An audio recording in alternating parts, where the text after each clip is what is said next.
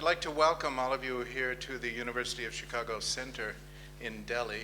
If you're new to the center, you can find out more about the things that happen here through our website or through Twitter or Facebook, and the addresses are all up there. And you can also sign up to receive notices by email of the things that are coming up, either through the computer over there or online. Starting today, we have a month full. The next 5 weeks will be especially filled with a rich number of events, partly in connection with a couple of anniversaries coming up at the University of Chicago in connection with South Asia. This spring, we are celebrating the 50th anniversary of my own department of South Asian Languages and Civilizations, and the 60th anniversary of our Committee on Southern Asian Studies. And so from now through the end of March, we'll be having a number of special events, including especially events in the humanities, and more specifically, the humanities in performance and in practice. And so I'm very pleased that we have with us today to start off these events someone who has been a major figure in the humanities at the University of Chicago, Professor Thomas Christensen, who through most of my time in Chicago served as the college master of humanities, but who is also a noted professor of music. And I guess I should have, my name is Gary Taub. I'm the faculty director here, so my job is to see to the academic content of activities that happen here. Our major activities include sponsored research projects which are proposed by our professors at the university, but carried out in collaboration with colleagues here in South Asia. And these usually consist of conferences or workshops or research projects, and we hope that they will also be accompanied by some public component. Today we have the public component of a very promising workshop that will be taking place here among a select group of scholars over the next 2 days throughout the weekend. And it's a project that is a conference on music, modernity, and the public sphere, which was put together by Professor Christensen and by our colleague from Chicago, Kaylee Mason, in collaboration with Tejaswini Niranjana, who is here also. So tonight we have the public events in association with that, 2 events back to back, the second of which Thomas Christensen will be the star of, and I will introduce that separately when we come to it. Before that, we have an event involving a talk by Tejaswini Niranjana. And in the original program, this was scheduled to be followed by the showing of a film, but there have been some technical problems with the film, so I think we will start with the lecture and then probably have a break about an hour from now, a brief break before we move to the second part of tonight's events. So the first event is a talk entitled Musicophilia in Mumbai, and this will be given by Tejaswini, who is the co-founder of the Center for the Study of Culture and Society in Bangalore, and currently the chair of the Center for Indian Languages in Higher Education at TISS Mumbai, and distinguished adjunct professor of humanities at Lingnan University in Hong Kong. Tejaswini's most recent monograph is entitled Mobilizing India, Women, Music and Migration Between India and Trinidad, which came out in 2006. And she has also co-edited with Wang Xiaoming a volume entitled Genealogies of the Asian Present, Situating Inter-Asia Cultural Studies, which was published in Delhi just last year. And she's also the conceptualizer and the co-producer, along with Surabhi Sharma, of Jahaji Music, India in the Caribbean, and a forthcoming film on Hindustani music in Mumbai. And Tejaswini also last year curated an exhibition titled Music Making Space, based on her own research. Tonight she'll be giving us a talk drawing on old postcards, photographs, and live recordings, research interviews, to bring to life musicophilia as a visual feature of the metropolitan scene in 20th century Bombay. And so we're very proud to have these people with us here to give us another event involving the humanities in performance, and bringing a number of firsts for us, including Thomas's first trip to India and the first visit to the center by a piano, which you will be hearing from in the second event tonight. So we'll begin now with the first event, and for that I give you Tejaswini Niranjan. This was part of the colonial circulation of images of Indians. I must say with gratitude that James Nye, librarian at the University of Chicago, was instrumental in getting us high-resolution images, a number of really fantastic postcards from the Graham Shaw collection. So in this particular postcard, I imagined these two to be a Devadasi or a Naikin from Goa, the one on the right, and the one on the left I imagined to be a Tawaif from northern India. I imagine also the neighborhood where they live, which is near Kennedy Bridge in the Grant Road, Lamington Road area, where so many from their communities made a home in Bombay. The Naikin from Goa and in Western India, the Tawaif from Northern India, are part of the influx of performers into the city's entertainment industry from the 1860s on. Both had an intimate connection to Hindustani music. Now look at this picture. You've seen it already in the publicity. Created by designer Jugal Modi for the 2015 exhibition, Making Music, Making Space. To use Anjali Arundekar's telling phrase from another context, this image both repeats and ruptures the older image. The new image has the women turning away from each other, suspended in front of an old Girgam house. The Tawaif wears headphones, spins a disc. Today what survives is indeed the music sung by the women coming through the headphones. But the figures of both Naikin and Tawaif have disappeared from the visual landscape of Hindustani music.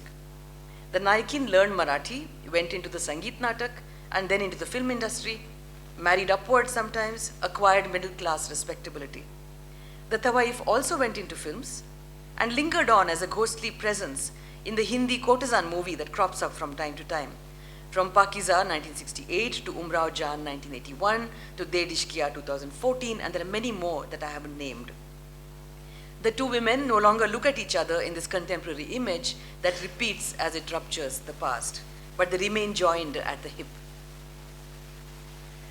So this talk looks at the growing interest in Hindustani music in Bombay from the 1860s on, and demonstrate how what I call musicophilia ties in with the formation of the public domain in that city. My two women are important early figures in the production of this musicophilia, leaving traces of their musicianship through the long 20th century as well.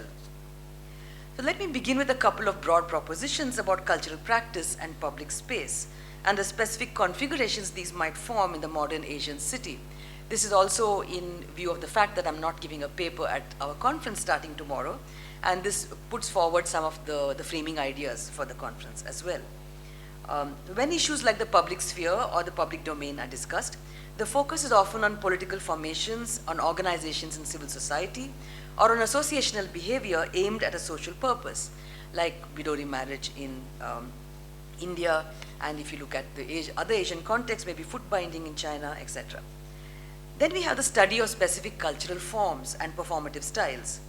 These are often internalist accounts, especially of Indian music, and don't usually connect to discussions of the public sphere or the social life of music. The languages, the idioms of our cultural practices in Asia seem to be often at odds with the analytical terminology we use to describe the political and social processes. And I'm thinking that perhaps we could productively breach this terminology by thinking about our political and social processes through cultural practice, which I define here simply as any aesthetic practice which contributes to meaning making or signification in a particular society. Thinking about musicophilia leads me to look at the spaces in which it was manifested. Why do I refer to public space, which is a tangible physical thing, and what is its relationship to the concept of the public domain?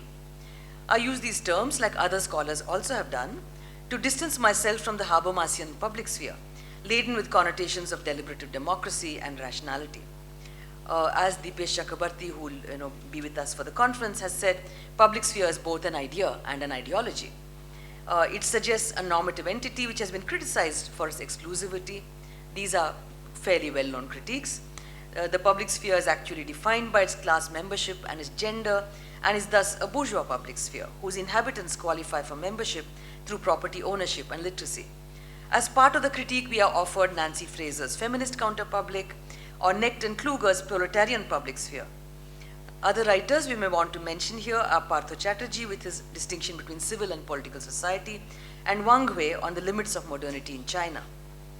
Since several papers in our conference focus on South Asia, it would be relevant here to invoke Chakrabarty once again, who, speaking about the discipline of history, remarks that although we did not replicate the public sphere in South Asia, we cannot escape the ghosts of that category. I'm interested in taking these critiques further in locations where the bourgeois public sphere did not and will not emerge, partly because of the differentiated nature of the historical rupture, which is a precondition for that emergence, and partly because of the compulsion to repeat in the very moment of rupturing. This could be otherwise described as an investment in demonstrating a connection with the past, and perhaps even in producing a narrative of a continuous past. The aesthetic and affective basis, not only for that connection, but for the formation of the public domain itself, is provided, I argue, by cultural practice, and in my instance, music. Now to Bombay, Mumbai, the focus of my current research, where I look at the formation of new publics for and through Hindustani music, which was in earlier period confined to smaller and more elite courtly audiences or to sacred spaces, which makes its way in the late 19th century into the urban creative economy. New distinctions between public and private, inside and outside, home and street, emerge in connection with the music. I don't have time to go into the details now. So you have the private baitak, you have the private tuition, but there are no clear distinctions between these spaces, and the boundaries are quite porous. In the larger project, which includes an engagement with architecture in the native town, my colleagues and I are assembling a musical cartography of Mumbai that has to be read on the historical as well as the geographical plane. To a large extent, the effort has been not to produce new facts, but to assemble an interpretive framework which may allow us to address anew the centrality of music as cultural practice in modern India. Although the study is a deeply localized one, I believe similar patterns can be traced elsewhere in the subcontinent. So what is today called Hindustani music began to establish itself in Mumbai around the 1850s and eventually became intimately associated with the city. So we are not trying to provide a comprehensive history of the music, and that's never been our project, but we want to think through the significance of this cultural practice in the colonial and post-colonial city. The public domain of Bombay, as I'm sure some of you would be familiar with, owes its distinct character to the specific historical conditions that mark the emergence and growth of that city. Social historian David Wilmer has argued that Bombay's position as the second most important city in the British Empire next to London is due to its unique history of indigenous trade, commerce, and seafaring that pre-existed the establishment of British forms of governance in the city.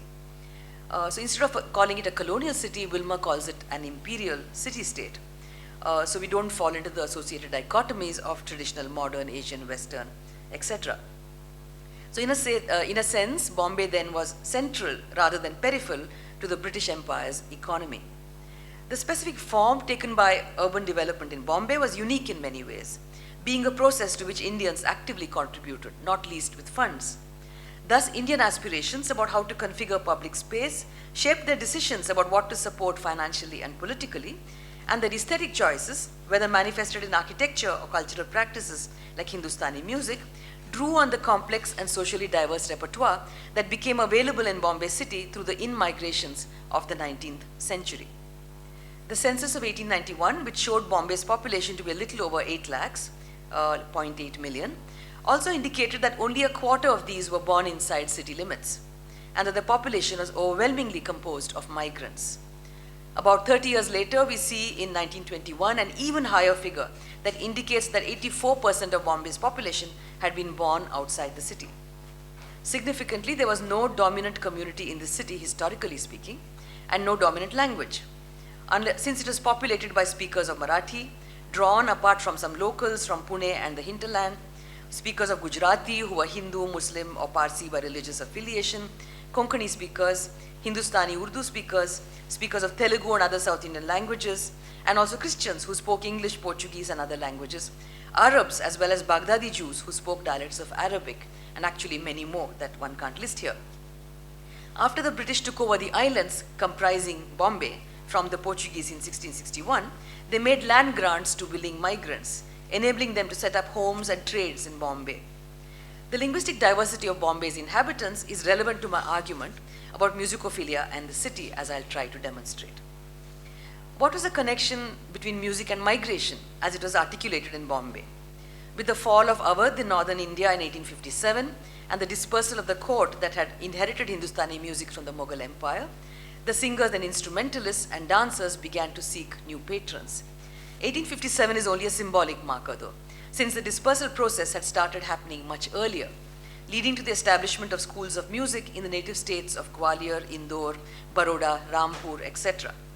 Through the 19th century, the city of Bombay was growing in importance as a major center of trade and commerce, of growth fueled primarily by the cotton trade and subsequently the thriving opium trade with China. The city's growing population provided new markets for entertainment as well as new forms of patronage. It's a thing that people tend not to remember willfully in the present, that the entire prosperity and the infrastructure of Bombay was built on the profits of the opium trade. The city's growing population was provided new markets. Musicians and other performers started moving to Bombay from the princely states or from other parts of the Bombay presidency, either to settle down in the city on a permanent basis or to maintain a connection of some sort with patrons, colleagues, and relatives which would permit their frequent visits. They came to Bombay for concerts, for other kinds of performances, for recordings, and to teach students. For example, the Muslim musician brothers Nazir Khan, Chajju Khan, and Khadim Hussain Khan came from Moradabad in what is today called Uttar Pradesh and settled down in Bombay around 1870. Slowly, by 1890, they had established their own gharana in Bombay, the Bhendi Bazar Gharana, with its own distinctive features. Jaipur Gharana's Aladia Khan and his family members were also prominent among those who stayed periodically in Bombay and taught a number of students. Most of these hereditary musicians, formerly employed in royal courts in northern and then central and western India, were Muslim, although a few were Hindu as well. The Hindus were often first generation in Hindustani music, although their families may have been otherwise involved in music, usually as kirtankars, and were likely to have received talim from Muslim ustads in one of the princely states.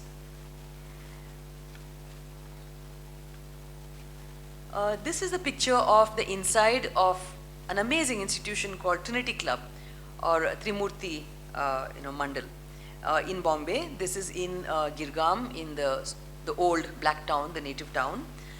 It's on a street called Bhaskar Bua Bhakle Path. Bhaskar Bua Bhakle was a major musician of the early 20th century, trained with ustads from 3 different gharanas, and was the major patron of this Trinity Club. It has continued uninterrupted for more than 100 years, and as is at the moment in a bit of disrepair, as you can see from the picture. So new kinds of listening experience, and this was like in a chawl. It's a small room in a chawl which can barely hold 30 or 40 people, but people would be listening to the music inside, which is like the people who are the conversers. People would be lining the corridors of the chawl. People would be inside on the steps of the staircase, and on the street outside listening to the music.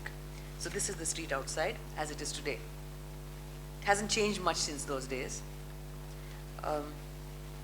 So new kinds of listening experience were enabled in a proliferation of new public spaces in the city. The Proscenium Theatre, which showcased the Parsi plays and the Marathi Sangeet Natak, the musical club or music circle, the Baitak in a wealthy patron's home, the Wada, which is like a rich man's house with a surrounding a courtyard, the music school, the music conference, and the early to mid 20th century concert stage in places like Lakshmi Bagh, Brahman Sabha, or Jinnah Hall in Girgaon. We really must apologize that there's been a technical problem with Surabhi's footage, which is why we can't actually show you all these spaces. We hope that we'll be able to redress this problem by tomorrow. The Ganesh Utsav Pandals from the 1893, when Tilak started the idea of the urban and public Ganesh festival as a way of mobilizing, for a nationalist cause. So from 1893, Keshavji Nayak Chaul, the Ganesh Utsav Pandal became a common feature in terms of public celebration and a major forum for all kinds of musicians for singing Hindustani music. They were not necessarily Hindu. Musicophilia became an important facet of the metropolitan scene. And although it is perhaps not Hindustani music alone that shaped this musicophilia, it formed a hugely significant part of it. So I've sort of suggested that Hindustani art music in its many forms, whether it's via the theater or whether it's from the Mehfil platform, provides the affective basis of the shared modernity taking shape in Bombay in the late 19th and early to mid 20th centuries. This affect is created through listening together and listening to each other, and through the culture of appreciation, or the Wah Wah Mandali, as people call it, that develops in the city.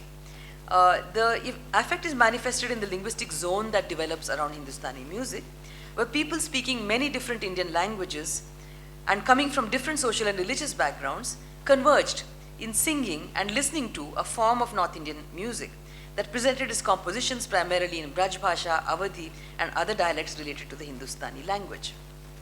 I suggest further that any understanding of the musicophiliac modernity of Bombay would be relevant to accounts of the emergence of a public domain in urban India and to the transformation of that domain in the 20th and 21st centuries.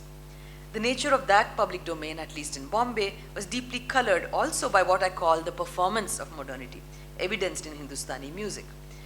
This relates very broadly to a culture of discussion, debate, and argument around music, a number of publications, the following musicians around as they gave concerts and having your own favorite musicians, joining art circles and music clubs, meeting and engaging with strangers over music, and importantly, the incitement to learn this music oneself. While this was not the normative democratic space of the European public sphere, but we can see here in the new publics that gathered around music an attempt to relate to others who are not from the same social background. Historian Janaki Barclay has suggested that this Bombay modernity was eventually tied to a particular vision of religion and nation. That successful pedagogues like Vishnu Digambar Paluskar, who set up the Gandharva Mahavidyalaya in Bombay in 1908 and who systematized the teaching of music, she suggests that they were instrumental in forging and popularizing a sacralized Hindu music, which could be called properly Indian, and in the name of India viewed as a Hindu nation. While this argument has been forcefully made by Barclay, it does not seem to offer an adequate account of the growth of Hindustani music in the 20th century. While there were indeed efforts undertaken to codify and sanitize Hindustani music in accordance with new nationalist principles, I would argue that if we focus only on those efforts, we miss out on certain sedimented forms of musical persistence. Let me spend a little time explaining what I mean by musical persistence. So this is a really interesting idea, I think. It didn't come from me. So I use the term persistence in tribute to the way in which the musical swar or the note lingers on even when it is not actually being produced. I'll tell you what I mean by this by relating a story about the legendary Abdul Karim Khan, told by Firoz Dastur, whose guru Savai Gandharva was a disciple of Abdul Karim. Okay? So Firoz Dastur once walked into the Khan Sahib's concert at Blavatsky Lodge near Opera House, this is in Bombay, and saw him sitting with his mouth open. The hall was silent. He couldn't understand what had happened. But when the Khan Sahib then came to the nishad, or the lower note, so then he came to the lower note, it had become clear that he had sung an open ah, or an open sa, and that note had been completely assimilated into that atmosphere along with the tanpuras. So this is, to me, totally fascinating, and I think allows us to think quite suggestively about what musical persistence may tell us about this problem with relating to the past and the way in which the past comes into the present.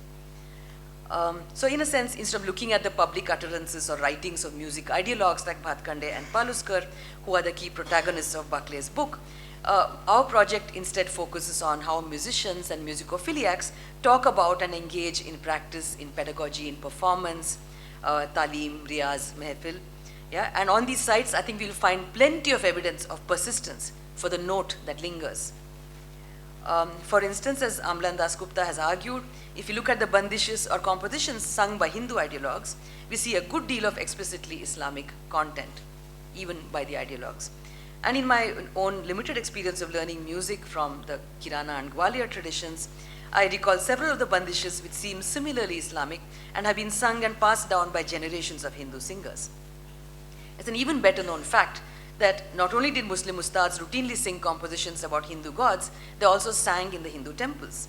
And there's a strong collective memory of such singers among those who follow Hindustani music. The relationship between teacher and student is complicated, to say the least, and is explored more thoroughly in a chapter I'm writing on talim. Here I make a brief mention of some of the friendships and mentorships in the Hindustani music scene of Bombay involving Hindus and Muslims. Paluskar's student B.R. Devdhar's most intimate interlocutors were two Muslim singers, Sinde Khan, a fakir, who became his revered teacher, and Bade Ghulam Ali Khan.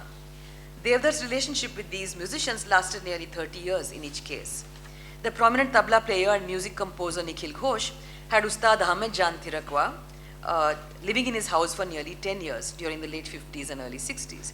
Sitar player Arvind Parikh and Ustad Vilayat Khan, apart from being student and teacher, had a deep friendship over half a century until the latter's death in 2004. There's lots of stories, but I will just stop with one. My favorite story is the one about the circus manager, V.M. Chhatre. Chhatre had a checkered career, which involved an initiation into Hindustani music by Haddu Khan, founder of the Gwalior Gharana. When he had gone to Gwalior to learn horse training, he was very good with animals, and he thought that there was a future there. In 1892, by which time Chhatre had built a successful circus troupe because of his skill with animals, Chhatre came across a man begging in the streets of Banaras and recognized him as his guru's son Rahimat Khan, also a trained musician. Rescuing Rahimat Khan, giving him shelter, and bringing him into the performance space in Bombay was seen as Chhatre's enduring contribution to music. These are just a few examples among dozens that abound. And this complicates the picture enormously. So the story of the assembling of a national music with Hindu features is probably neither unidirectional nor the kind of finished process Buckley and others make it out to be. What these intimate relationships across religion and social class might signify is how musicophiliacs in Bombay tried to create the conditions that would allow them to shape their lives in performance. Through new systems of patronage and cross-class relationships with musicians, they sought to draw traditional music into the modern public space, ensuring that it became a crucial part of urban experience. I suspect I won't have time to go through my section on theatre, but if there is any question in the short time we have after my talk, we could possibly discuss that. But it's extremely important to remember that the early Parsi theatre, the proscenium stage, but using the melodies of Hindustani music, and you're looking at plays that had 60 to 80 songs each. And they had the Dadra, the Ghazal, the Qawwali, the Tumri, and all of these. The Parsi theatre and the Marathi Sangeet Natak developed side by side, and they all used the same melodies. So while they did not provide a performance platform for classical music per se, the songs were raga-based, both Hindustani and Carnatic, and helped cultivate a taste for what became classical music in the theatre audiences. And the musicians were associated with the theatre as trainers, composers, actors, even directors. So in a sense, the theatre industry was the most commercial and the most visible of the cultural economies of the time. As Ashish Rajadhyaksha points out, it might even be the Bollywood of the late 19th century. Thus, the significance of the theatre's intimate connection to Hindustani raga music cannot be emphasized enough for our argument about music and publicness. So I'm sort of skipping this part. But do remember that the musical literacy that theatre helped to cultivate in the publics of Bombay, and who also then listened to the songs over the radio at a later period, really created a sense in which Hindustani concert music then later also became popular. So I now have a section on studying music in Bombay. The students who came to music in the late 19th century consisted of Hindu and Parsi men from the new professional class, lawyers, accountants, doctors, journalists, upper caste Hindus from impoverished backgrounds with a familial connection to devotional music, and women from the Devadasi or Kalavant background. So these women very quickly had, as I mentioned before, had moved to Bombay from Goa and acquired patrons amongst the Gujarati merchants, especially from the upwardly mobile Bhatiyas, who often lived with the women and paid for the lessons from the Ustad. The Goan women were a substantial presence amongst those who apprenticed themselves to Hindustani music. For example, the three Khan brothers from Moradabad, I'd mentioned earlier, are said to have trained nearly 50 to 60 Goan singers. And all of them, had a career. Not all of them as famous as Anjani Bai Malpekar, their star pupil, but they did perform publicly for a living. There was a famous Goan singer called Babli Bai, who was Nathan Khan Agrawal's disciple. And then there were the best known of them all, Aladia Khan's disciples Mogubai Kurdikar and Kesarbai Kerkar. The emerging middle class did not produce any major singers until the 20th century, but the Goan women went on to become well-known performers on the concert circuit. There are apocryphal stories about actors from the Marathi theatre who would accept invitations to perform with their companies in Bombay so as to get the opportunity to meet the great ustads and seek discipleship with them. Yet another distinctive kind of singer is the Tawaif in my image, who was likely to have been part of the same post-1857 migration that brought the ustads to Bombay and other places. These Tawaifs set up kotas or establishments in Bombay in and around Grant Road, and they sang there, they organized musical evenings and played host to visiting male musicians.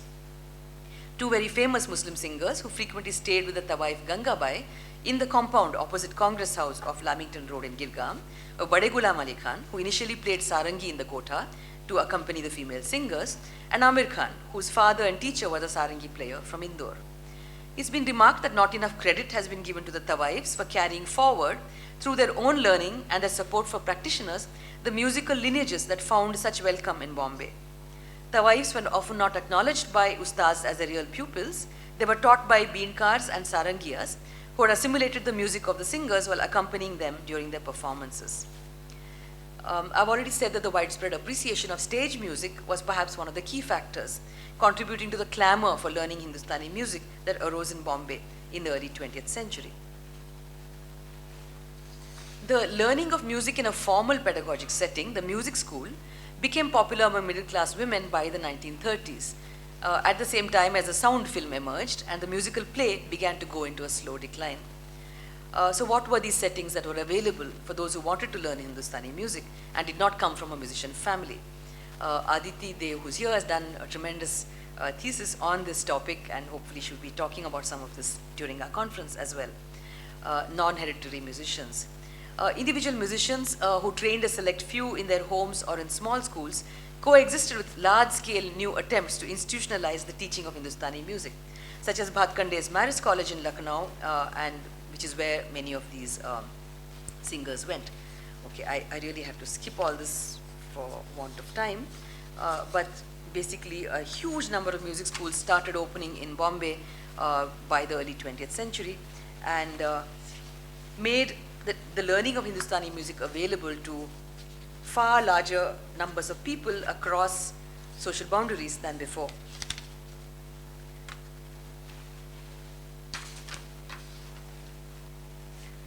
So to come towards the end of my presentation, the same scholars I cited earlier, and also adding to them Michael Rosser, who has written at a great length about the music schools, Michael Rosser, Janaki Bakle, all of these scholars look at social reform as a major impulse in the teaching of music. But I feel that it's not self-evident, going by the material I've been looking at, that the changes in musical pedagogy were directly related to the impulse for social reform that did pervade a number of domains in early 20th century India. My point is that to dwell on this idea of social reform is to de-emphasize the affective reasons that drew people to music, leaving us with a reductive understanding of the rapid growth of musicophilia in Bombay. This growth was triggered by a number of factors, and a crucial one, I argue, was the linguistic diversity of the city from its inception. So I want to introduce this term, lingua musica, as I call it. So as Catherine Hansen has pointed out in her insightful work on Parsi theatre, Urdu and or Hindustani was not the first language of many Bombay residents. I quote from her work. In 1864, the first official census recorded that Muslims constituted 20% of the populace versus 65% Hindus. And then there are, among the Muslims, there are a number of them who speak Gujarati and Konkani. And the Parsis, Hindustani would have been a lingua franca and trade, but the schooling was in Gujarati and English. So in the play prefaces that Catherine Hansen has studied, in the Parsi plays of the 19th century, knowledge of Urdu was clearly lacking. That's what you can infer from the evidence. That although the early Parsi plays started off being in Gujarati or in Parsi Gujarati, very, very soon and almost simultaneously by the 1870s, you have these plays in Urdu. In fact, it's called the Inder Sabha, the Urdu opera. This is a wonderful advertisement that I found that talks about that. So they wrote the plays themselves in not very good Urdu, and very quickly they began to hire writers from the north to do that. So the number of native Hindustani speakers had not risen very much by 1881, when Bombay's population was, 7.73 million, out of which 50% spoke Marathi as mother tongue, 28% Gujarati, 12% Urdu, and 1% English. Hansen also details how, I've already said that, sorry, let me skip that. Parsi theatre began to draw on the prestige of Urdu as a language with a strong heritage of poetry, music, and narrative, as it also moved, beyond the bounds of Bombay and went across the Deccan and went across to other states in India as well, other contexts in India. There's some amazing advertisements that I've been sourcing. I have a few hundreds of them. The insight that Catherine Hansen gives us is that the linguistic medium of popular culture is defined by pre-existing group of speakers. That's a completely wrong idea, because we assume that there is a pre-existing group to which we are speaking when we create something in popular culture. She said that circulation of linguistic forms through popular media itself articulates social boundaries and enables the configuration of linguistic identities, unquote. And this is quite a brilliant insight, which if we extended beyond the popular culture domain, which could be when I say popular culture, it could be the 19th century theatre or the 20th century Bombay cinema. But if you bring that into our story of Hindustani art, music, and the public domain, we would need to modify this insight about linguistic forms a little.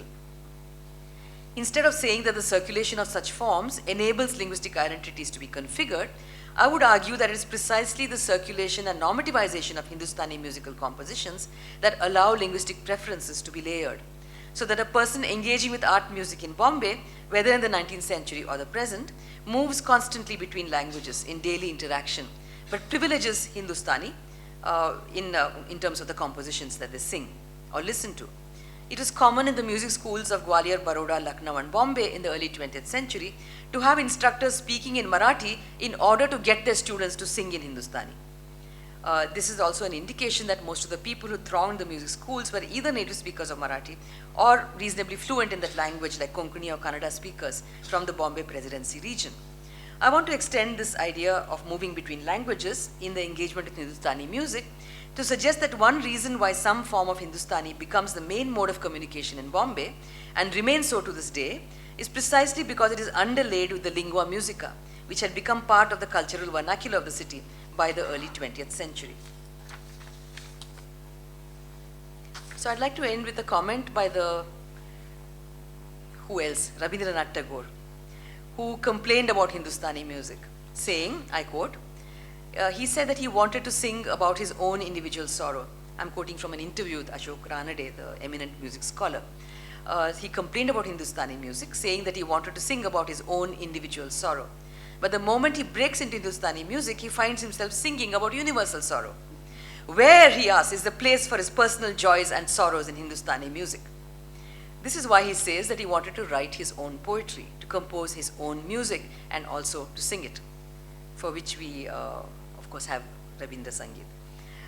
The idea of the romantic individual striving for self-expression and freedom from social bonds was a recurring trope in modern Indian literature as it came into being in the late 19th century.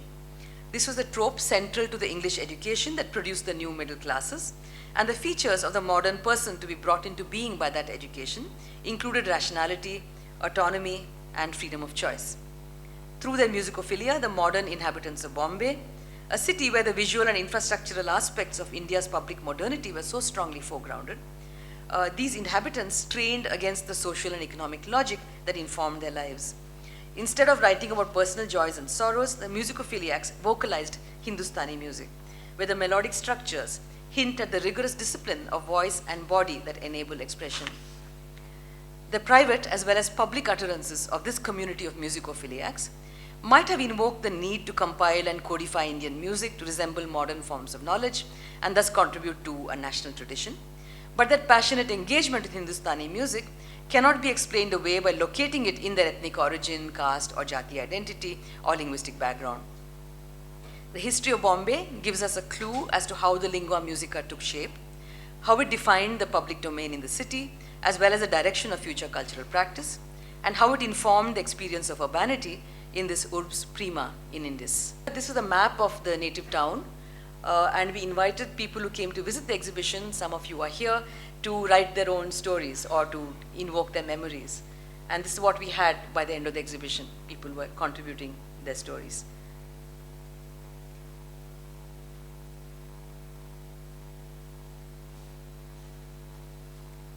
This last one refers to the linguistic diversity question. Right in front, you have a Kannada text, which is Gangubai Hanagal talking about how Bombay was central to her career as a Hindustani musician. Behind that is Govindrao Tembe writing in Marathi, talking about, again, performing in Bombay. That's early 20th century text. The third one is a Gujarati play, which was performed in the 19th century. The last one is in Urdu script, but it's a Parsi theater play. As I've already mentioned, this is the first visit to the University of Chicago Center by a grand piano, and also the first visit from a distinguished colleague of mine who I mentioned earlier, but I'll say a few more words about him right now. Thomas Christensen is the Avalon Foundation Professor of Music and the Humanities at the University of Chicago, and he has taught there since 1999, and for a period of some 7 years up until this year, served also as the Associate Dean and Master of the Collegiate Humanities Division at Chicago. He's a scholar of historical music theory and its intellectual and social contexts, and has published a number of monographs, including a major study of the music theory of Jean-Philippe Rameau in 1993, and was also the editor of the massive Cambridge History of Western Music Theory, which appeared in 2002, and most recently an anthology of essays published by Ashgate Press in 2014 under the title The Work of Music Theory.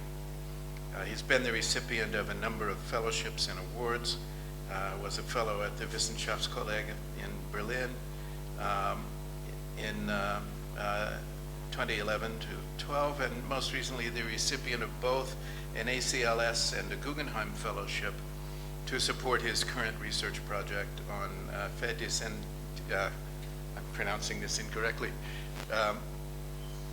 Fétis and Discours. Fétis and Discours. Is that close? Close enough. Of tonality in 19th century France, which I'm a little more comfortable on the Berlin side than the French side. And this will be published next year by the University of Chicago Press. Thomas Christensen earned his PhD from Yale University, and in addition to teaching at the University of Chicago, has also taught at the University of Pennsylvania and the University of Iowa. And since the demonstrations this evening will involve four hands on the piano, of which Thomas has two, the other two will be ably provided by Irina Biryukova, who is a Russian pianist and Kathak dancer. She graduated from the Academy of Music in Volgograd and is currently here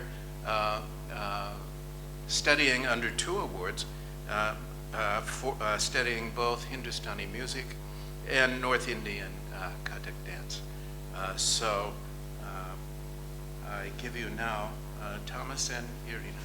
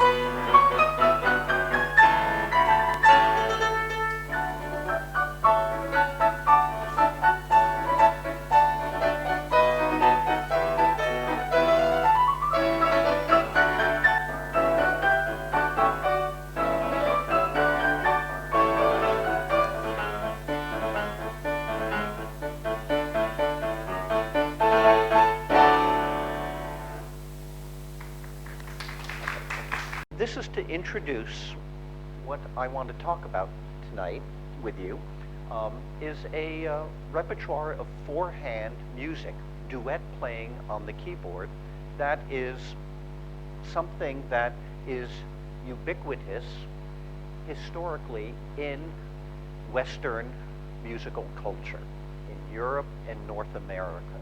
Now, wherever there was a piano keyboard, there was a tradition of playing four-hand music. I'm going to give you some illustrations of this. Many children grow up on playing books like this, The Joy of Piano Duets Together. Here is a more formalized lithograph of two well-dressed ladies at a very sumptuous grand piano. And then we have various other types of illustrations of this kind of activity. Occasionally you could have three performers at a keyboard. Of course, it was a little bit crowded. Mozart was one of the first major composers in the West to write music specifically for four-hand music. Here is an example of a young man, which I presume is courting this young lady with, I presume, also the father of the young lady looking sternly on to make sure that there's an etiquette and behavior between these individuals, and maybe the nanny or the sister looking on as well. This is an early 20th century picture of two well-known musicians playing together. I don't know if you recognize who these gentlemen are, but the one in the back is Maurice Ravel, and the dancer Nijinsky, the Russian dancer Nijinsky in the front, who was also a very fine pianist himself. And there you can see them playing four-hand music. And even today, it is something that these are two East Asian duo pianist team playing. So you can see there is a certain type of sexuality, of genderism, that is associated with four-hand performance playing. Apropos to our location today, I thought it would be interesting to point out also that this kind of music actually was played in South Asia too, with the British Raj. A number of pianos were imported for the first time into India. And here is one example of a painting of the German painter Johann Zoffany, who painted a number of British subjects in South Asia. Zoffany was living in India for a number of years, and Blair was one of the British aristocrats who had moved his family to India, and of course brought along a piano. It's a very small upright piano you can see there as part of their furniture. So, I'm not going to get into this quite yet. I just wanted to give you those illustrations to get a sense of kind of the culture in Victorian England and Europe for this kind of duet playing, four-hand playing, and why it's just a lot of fun for two people to get together. It's important to emphasize that this was largely domestic music, which is to say music in the private sphere. You would play this music normally at home in your own parlor, just as we saw a large number of those earlier illustrations that we saw. You can see these are all domestic settings. These are in a parlor, typically in a Victorian home, most commonly in an upright piano such as this. So this was not music to be performed in public, music of the public sphere. It was for the private sphere, among the home and the parlor, and it was also to be something that was to be played intimately between family members and friends. I'm not going to take questions yet, okay? So we'll have questions afterwards that we can do this. It was to be played in an intimate private sphere. And so most of the music tended to be rather simple music. relatively simple, like the Schubert March that we just heard. This is something that for most pianists we can muddle our way through playing something like this without too much difficulty. So what I wanted to bring up today, though, and this was inspired a good deal from Tejaswini, who had proposed several years ago a conference in Berlin that she invited me to at the Wissenschaftskolleg on the question of music in the public sphere and modernity. And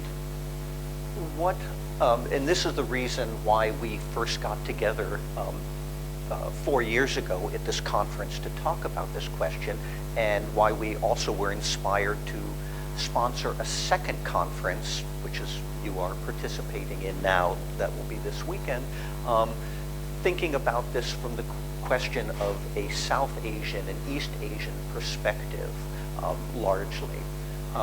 So I think my job tonight is to maybe give you a little bit of perspective, of more an Occidental perspective, from this question of music in the public sphere and modernity. And this was partly what I talked about in Berlin at our conference 4 years ago. So I'm giving a little bit of a recapitulation, as we say in music, a repeat performance of what I had said there for you here, and it will give you a little bit of a sense of what went on in that conference, and maybe as a bit of a contrast to some of the issues we will be talking about this weekend in terms of the South Asian and East Asian experience of music in the public sphere. Now, I've said that this music is largely, in the piano duet, is largely one of the private sphere, of the home, of the parlor, perhaps of the salon. But there is an interesting way in which this repertoire and in this performing medium also played a very important part of introducing music of the public sphere, and at the same time enhancing and in the kind of transformation into modernity that we have been talking about. So what I want to do, I'm going to illustrate that with another musical example.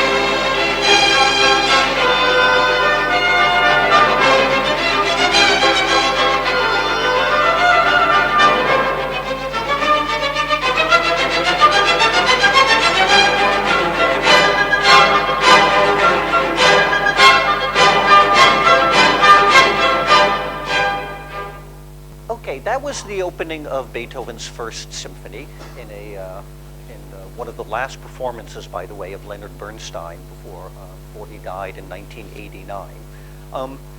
This is music of the public sphere. I don't know if you could tell from the background, but this was the Philharmonic Hall in Vienna, filled with a large number of onlookers, of spectators, of listeners, who crowd in. A symphony was the quintessential genre of the public sphere. That was not something you would play in private. You needed a full orchestra, and the whole ethos of the symphony in the 18th and 19th century was one of public spectacle and aristocratic origins in the palaces and in the commercial halls, of which some of the first economic transactions of music, the commodification of music, took place, of individuals buying tickets to hear music. It was itself a social space of interaction, classically in the Habermasian sense of the public sphere. So what does this music have to do with the four-hand repertoire? Well, it turns out that a great deal of this music was rewritten for piano. We call this in music transcription. The music was transcribed from this large orchestral score And this is just the opening page of all of the instruments that Beethoven wrote out for this symphony. And it was rearranged for piano four-hand. And this is the first arrangement of the symphony by Carl Czerny in about 1828. And even though I know the details are blurred here, I hope you can see basically what he's done is to take, written out two full parts for each pianist. The pianist in the lower part, called the primo, and the second pianist, the secondo, in the upper part. And all of the notes of the symphony were then transcribed to be played as piano music. And so let me just give you an illustration of taking that excerpt that you just heard to hear how it sounds in a piano rendition.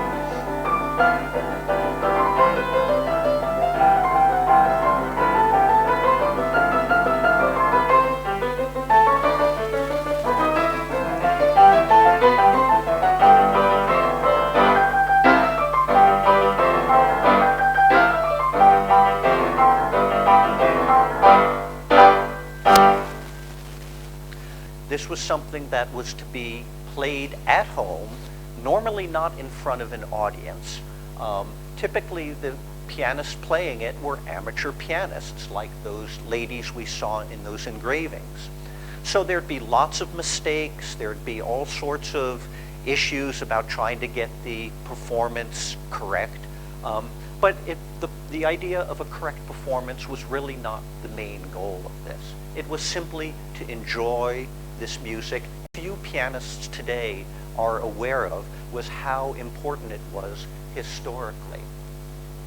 So I'm just going to give you, I don't want to get this too scholarly, but I'm going to give a few quotes that I've pulled out from some 19th century writings. And this one from a review in 1842, I think gives a good illustration of this. And this is just a review of some four-hand transcriptions that had come out. And the writer said, if a complete understanding of a large and important orchestral works can be obtained only by repeated performances, then piano arrangements are all the more desirable the less such works can be heard in their original version. They provide an opportunity for one to become familiar with the form and content, to follow better the intention of the composer, and to help one become better acquainted with anything that is true. This sums up very nicely the advantage and the purpose of these four-hand arrangements, to get to know music that you might otherwise not be able to get to. How many people in Europe could go regularly to the opera or to the orchestra or to an orchestra hall to hear some of these symphonies? Not that many.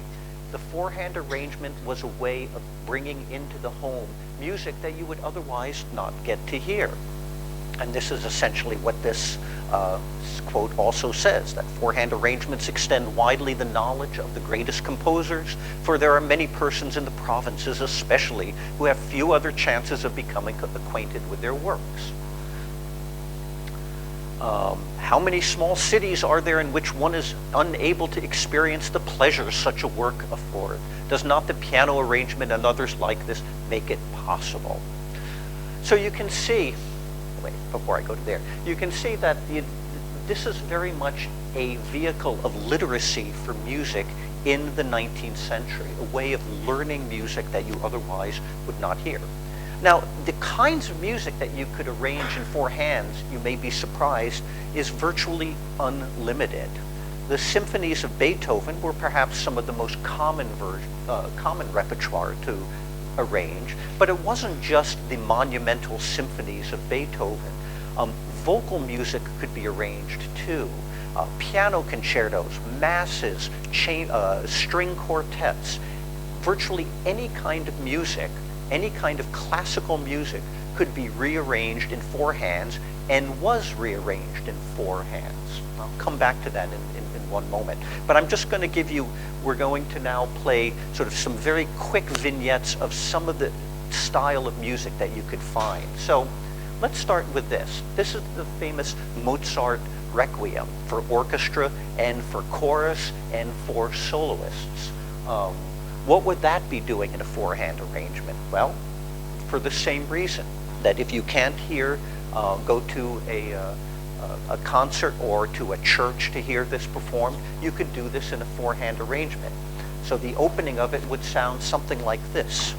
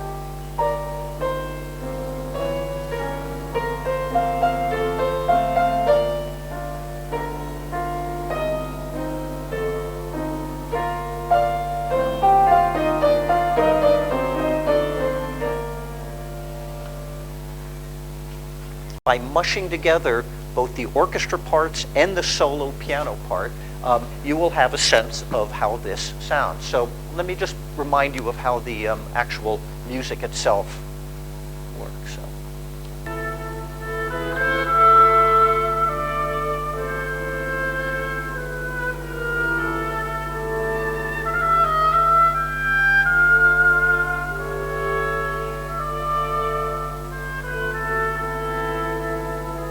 Piano comes back in.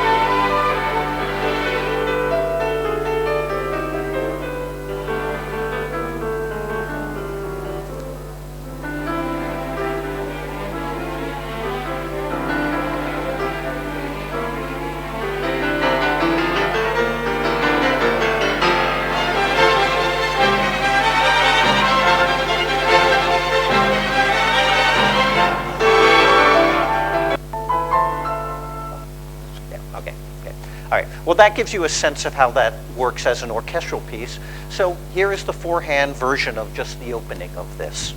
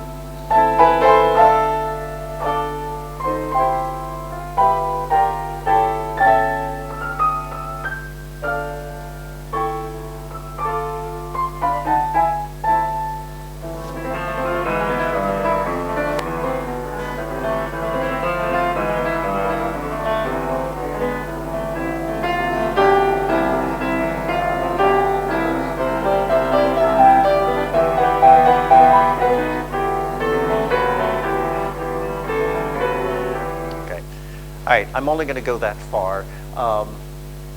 And you may have heard that mistake at the beginning that we deliberately put in just to show and to emphasize that this is indeed amateur music that was meant to have lots of mistakes in it too.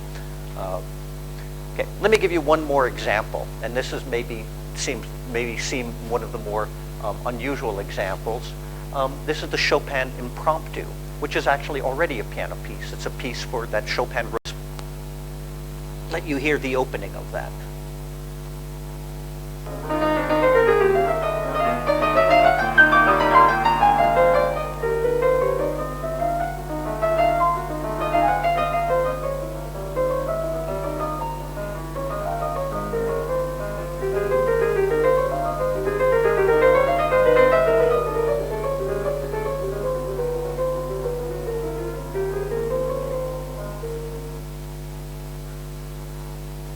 So, if that's too difficult for one pianist, why not divide it up into two parts and then distribute it among four hands, and then it becomes a little bit easier to play. And so that's what one arranger did with this impromptu to now turn it into a piano duet, like this. Okay.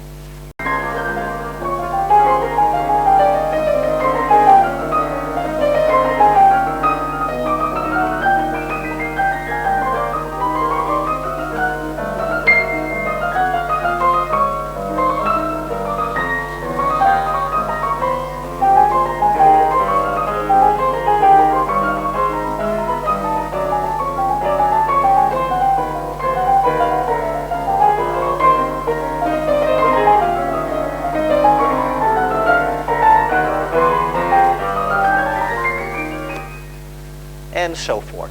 I was surprised when I found out and did some research on this, that over 30% of all piano music published in the entire 19th century consisted of arrangements or transcriptions, not original piano music.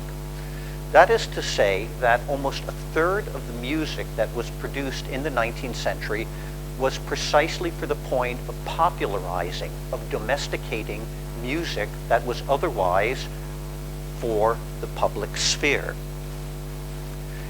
You can see some of this if you look at catalogs of music publishers. Oftentimes these were appended at the end of the four-hand arrangements that you might buy, and then you would typically find something like this on the back of it, which is a little catalog of other pieces you could buy for four-hand. And if in a piece like in a publication such as this, which is from about the second half of the 19th century by the Leipzig publisher Breitkopf, you can see that here's examples of Beethoven, which by far dominate the list, and that's not surprising given how Beethoven himself was canonized in the Western repertoire already by the 19th century. All of his symphonies are here, but you also have his quartets and quintets for strings, his trios, his opera Fidelio. Virtually all of Beethoven's music was arranged for four-hand music. It didn't matter whether it was vocal, chamber, instrumental, whatever. It was domesticated in the four-hand arrangement. followed by other composers that we know, Schubert and Schumann. Another catalog from the early 20th century by Universal Editions updates this. Here we have all of the operas of Wagner arranged for four hands. Imagine the ring cycle of Wagner in a four-hand arrangement. It existed. I have copies of it at home, and I've spent hours trying to play through it. Even music up to the time of Schoenberg and Debussy was arranged for four hands. Bruckner symphonies, Strauss tone poems. Again, virtually everything that was produced for orchestral writing was also arranged almost at the same time, and often by the composer himself, for four hands. We have testimonies by numbers of writers about how important these arrangements were for them to learn music. One of my favorites comes from Theodor Adorno, who wrote in a memoir that as a child I learned through piano duets the music which we are accustomed to calling classical. There was little from the symphonic and chamber music literature that was not pressed into service at home with the aid of those oblong volumes uniformly bound in green. They seemed to be made to have their pages turned, and I was allowed to turn them long before I could read the music, just relying on my memory and ears.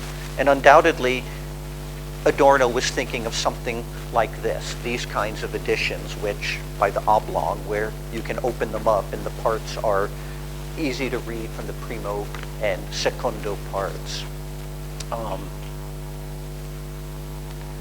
Now, what happened to the piano duet? Why did they flourish so much and then seem to fade away? It was because of this, the phonograph. As soon as the phonograph became widely commercialized in the early 20th century, it spelled the death knell for the four-hand arrangement. Because if you think of it, the phonograph replaced the function of the arrangement. This is how people started to listen to music now in their at home. This is how they could hear symphonies played, by buying 78 records and performing and playing those at home. The technology of the phonograph and later the radio was the means by which music then became domesticated in the home, and it made unnecessarily the learning of the piano in these arrangements.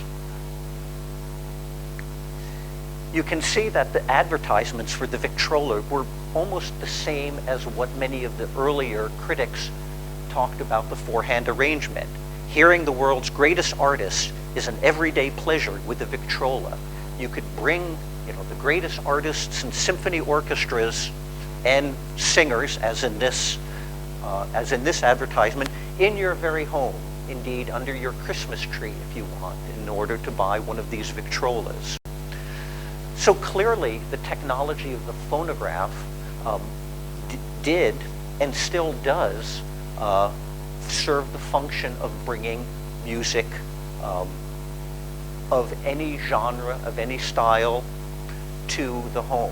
Of course, now we use iPods and we use the internet and all sorts of other technologies too, but it's essentially the same idea. That music that was at one point associated with the public sphere now can be heard in your shower if you want, anywhere at any time. It breaks down the boundaries between genres and spheres.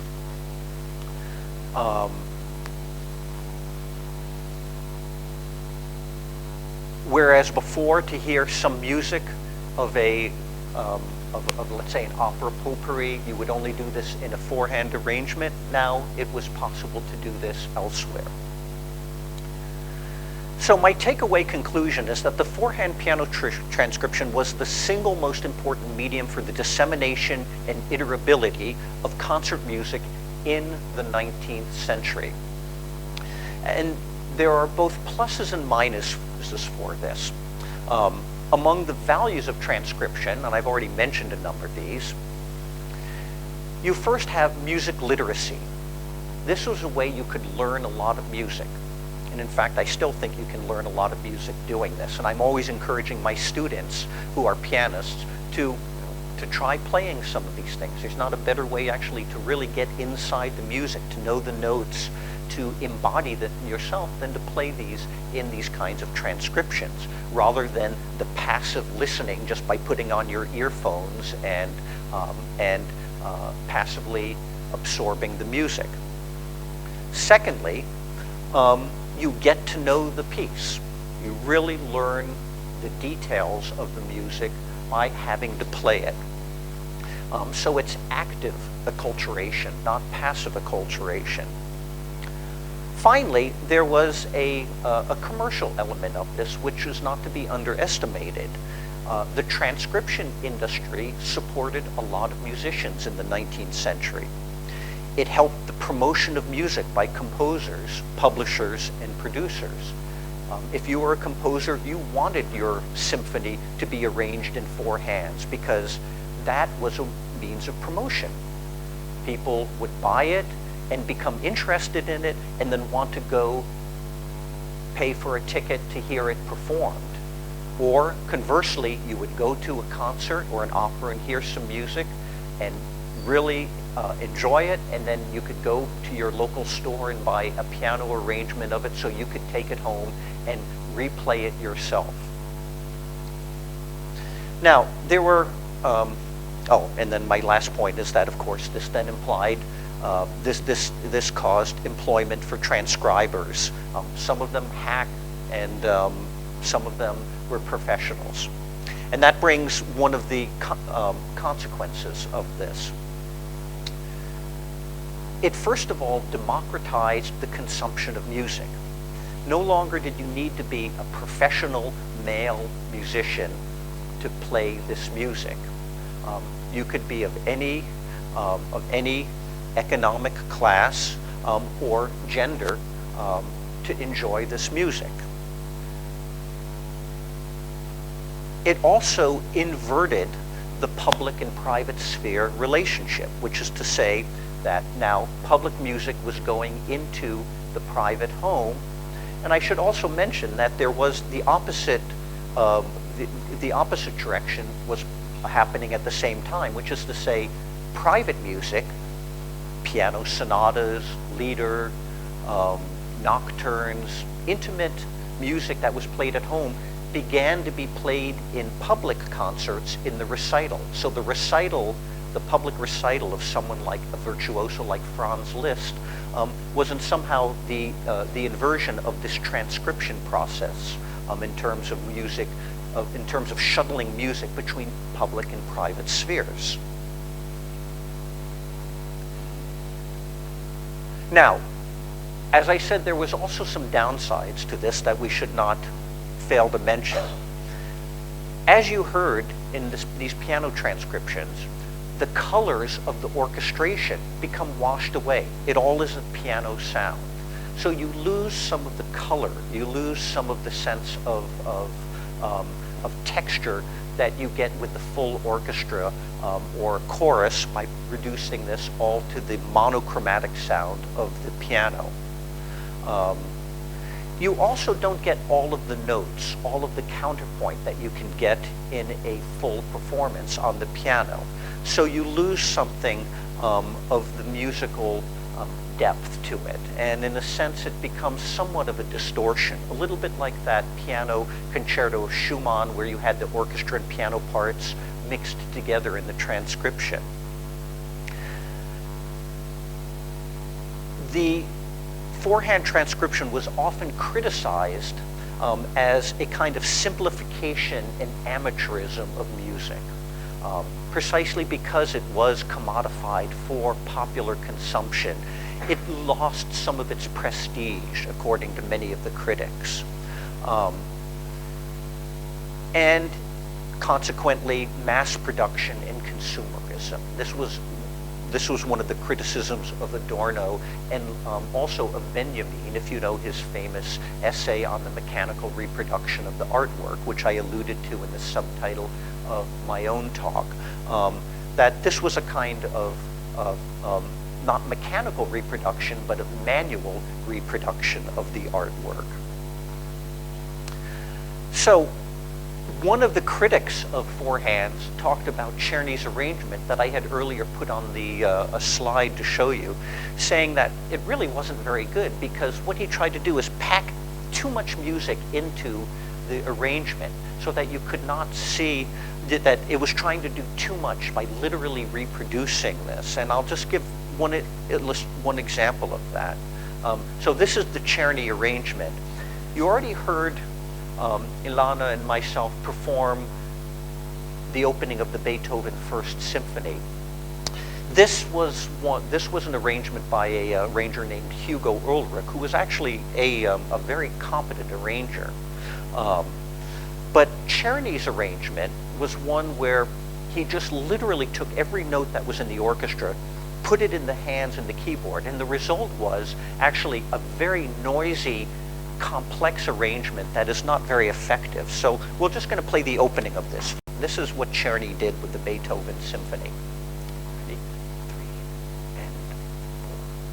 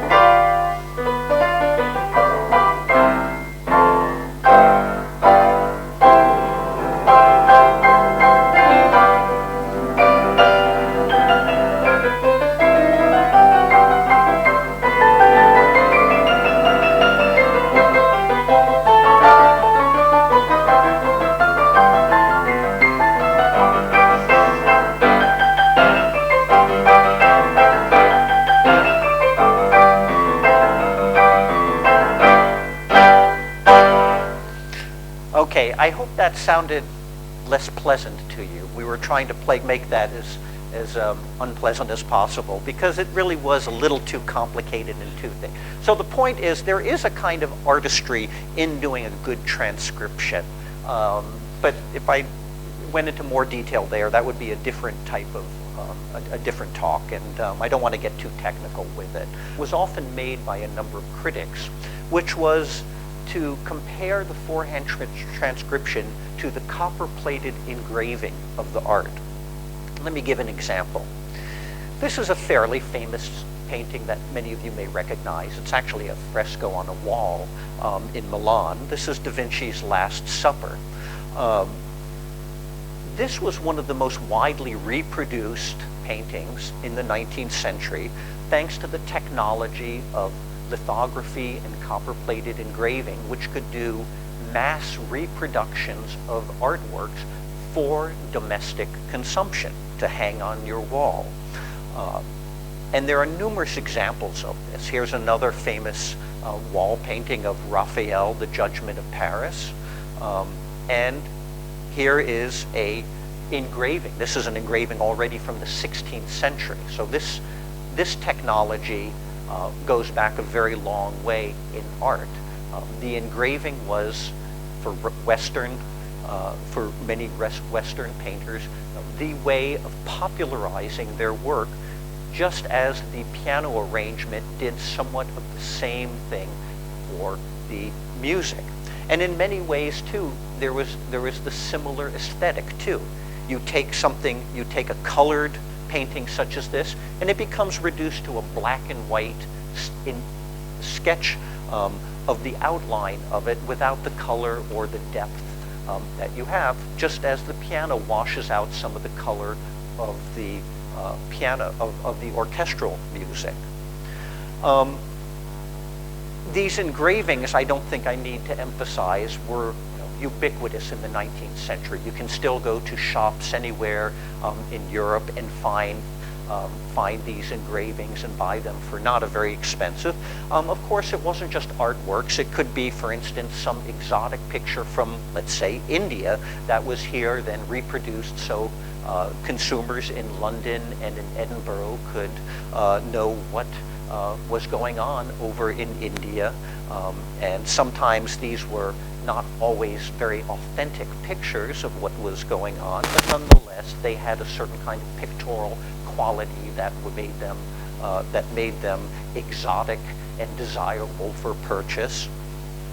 And the same rhetoric was used associating these engravings as we just heard with the piano arrangement.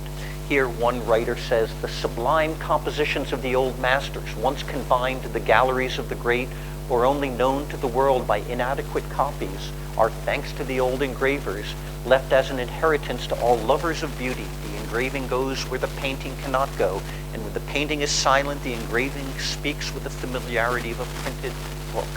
In other words, it domesticates the artwork.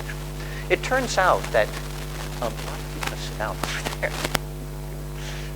Or you want to sit over there? You're sort of, you can't picture yourself. Okay, it turns out that you can, in the same stores that you would buy the piano music, you could also buy these engravings. And this is an example of a store in Berlin, mid-19th century, where you can see engravings at the top, as well as music at the bottom that is being sold. This is the same store, a different picture, and here you can see very clearly some of these engravings. And also, here are famous pieces of music that you could buy: Handel's Messiah, Mozart's string quartets, Chopin, and many of these are obviously four-hand arrangements. So even the technology of printing some of this four-hand music, lithography and copper plate engravings, were those that were used for these pictorial reproductions. So it's really the same technology that they used. We can find countless illustrations of domestic settings where you can see many of these engravings and many of these reproductions of artworks hanging up in kind of Biedermeier style in typical domestic scenes from the 19th century. This is one of my favorites because not only can you see these reproductions, and you can always tell those by the white borders around them, usually with some verbal description of what the painting is. And then, of course, we have the piano in the background with the woman sitting at it. It's almost a classic stereotype of bourgeois domesticity in the 19th century. Here's another wonderful picture of house music, as the Germans call it. Again, what could be a more idyllic domestic scene? Children playing, a dog, a grandma knitting, music making in the background with the woman at the keyboard, and a man playing a fiddle, and a young man seated playing the flute, surrounded by wonderful artwork and reproductions. And look what's right here and hanging in the middle of it. I don't know if you can tell what that is. Anyone see that? We just looked at it. It's Da Vinci's Last Supper. You can see that hanging there. So in a way, this one picture summarizes this idea of bourgeois appropriation of artwork, musical and pictorial, in the 19th century. I'm going to close with one quote of Adorno again, which I think is a very wistful elegy to this notion of domestication of the artwork that he grew up with in the early 20th century. And he writes that four-hand performance has become a gesture of memory, and only a few are alive, especially among musicians who still practice this old-fashioned art. And he was writing this in the 1930s, by the way. But one could also imagine many works that vainly strive for the loudest impact through prodigious exertions of orchestral mass betraying their secret only through the timid gesture of memory, a human being participating in the life of a society. When alone, with no listener to hope for or to fear, a little bit of forehand playing won't hurt. So there was actually a sense that maybe these forehand arrangements, more than the public spectacle of the concert or opera house, are a real way of becoming intimate with the music, and not only the music, with one another, with the actual embodiment of playing music through rather than the passive appropriation of the music sitting in a concert hall. So I want to close this evening with one last performance. And it's a piece you've heard several times now, and I thought that it would be appropriate to close with your patience and permission that Ilana and I are going to play the complete first movement of Beethoven's symphony. And perhaps you will also have a sense of appropriating the music in a more intimate way than through the loud noise of the orchestra, rather than the simple domestic bourgeois arrangement of the symphony for four hands.